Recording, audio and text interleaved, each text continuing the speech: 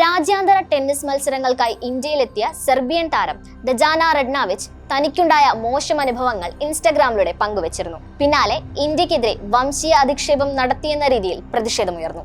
തന്റെ പരാമർശങ്ങൾ ഇന്ത്യക്കെതിരെ അല്ലെന്നും ഇന്ത്യ എന്ന രാജ്യത്തിനെതിരാണെന്നും അതിനെ വംശീയ വിരോധി എന്ന് വിളിക്കുന്നതിൽ എന്താണ് അർത്ഥമെന്നും താരം ഇൻസ്റ്റഗ്രാമിലൂടെ ചോദിച്ചു. ഇന്ത്യയിലെ ഭക്ഷണം, ഗതാഗത സംവിധാനങ്ങൾ, വൃത്തി എന്നിവയെ സംബന്ധിച്ചായിരുന്നു ദജാനയുടെ വിവാദ പരാമർശം.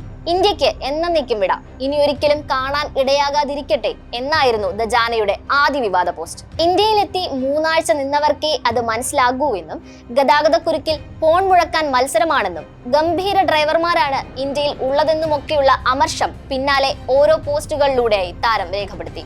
ഇന്ത്യ എന്ന രാജ്യം തനിക്ക് ഒട്ടും ഇഷ്ടമായില്ലെന്നും ഭക്ഷണത്തിൽ പുഴുക്കളുണ്ടെന്നും താരം താമസിച്ചിരുന്ന ഹോട്ടലിലെ തലയിണ പോലും മഞ്ഞ നിറത്തിലായിരുന്നുവെന്നും മറ്റൊരു ഇൻസ്റ്റഗ്രാം പോസ്റ്റിലൂടെ വ്യക്തമാക്കിയിരിക്കുകയാണ് ദജാന.